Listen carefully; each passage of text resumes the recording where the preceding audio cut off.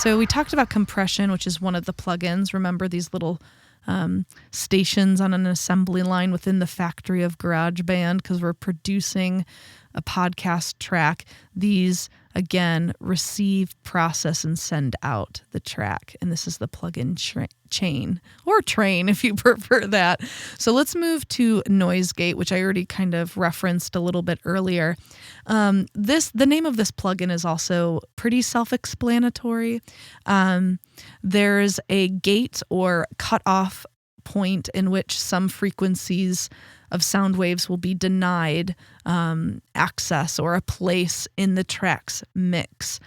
So certain noises won't get through the gate, right? Noise gate. So noise gate and compression kind of work together, and I just say they're kind of like cousins from the north and south parts of town, because visually compression kind of, if you will, visualize that waveform. Compression handles kind of the top of that waveform in a manner of speaking, while the noise gate handles the bottom portions of the sound wave.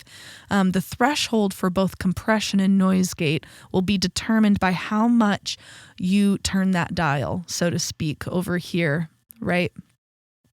On the mixer, this virtual mixer. So there are some issues. I gave you an example in a live setting how too much compression is more likely to give feedback from microphones, because it's going to pick up those smaller frequencies and amplify them. But in a word, if you will. But a noise gate is also to be used wisely in a live setting. I've had this issue a lot, and I really appreciate how hard tech people are, how hard they work in the audio atmosphere. They have a lot of demands put on them in live settings.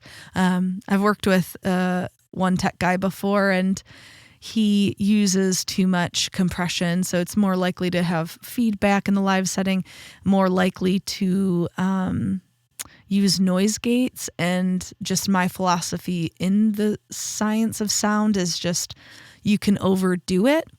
So the issue being sometimes if I'm talking into the microphone, I talk a lot, believe it or not, a lot softer than I may be singing and like belting the bridge of a song.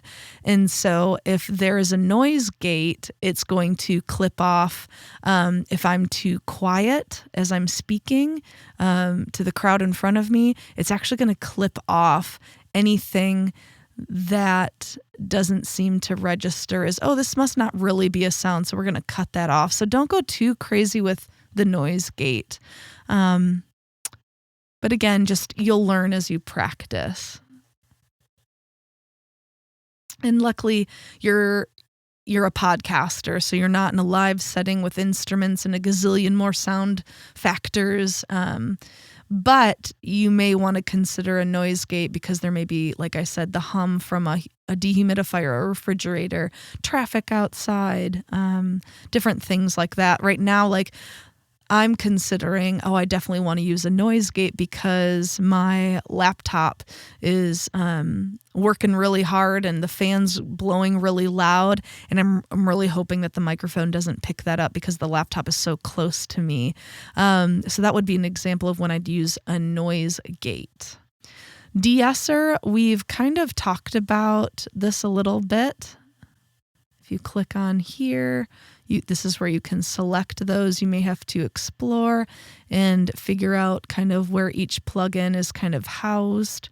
You can see under dynamics, you see compressor, the de-esser, the limiter, the noise gate. So this is kind of the area where we'll be hanging out more so. So the de-esser is going to help with those sibilance issues. So the good thing is with GarageBand, there's so many presets here, and then you can adjust as you listen to what you think is best. I do think it's good to do further research to see what frequencies work best, and to what extent for these hertz or decibels, how to best what's the best frequency to suppress that at, but they have presets. And so my hope is that just to keep this easy on you, just use some of the presets, as you get started, as you get more familiar, you can do more with that. a limiter. So this is also in the track, but it's also in the master track as we switch over here. You have squeeze, the bright, which I'm going to talk about a little bit later, highs, mids, and lows for the EQ, and those are the different sound waves. We'll be talking about the different frequencies within the sound wave. And forgive me, I'm not a scientist of sound, and so I could be maybe misspeaking a little bit, but I'm trying to use layman's terms as I've also had to teach myself a lot of these things. So please be gracious to me if you're someone who knows a lot more than I do and you're like, oh, you said that wrong. Feel free to put that in the comment section. We'd all appreciate to learn from you too. Just please do so kindly. Here we have the compression for the overall master track. And we have our limiter here. So you'll learn more and more how to use these dials, okay? The limiter is a plugin that is also a little self-explanatory in the name. A limiter plugin will limit any sounds too loud in the mix.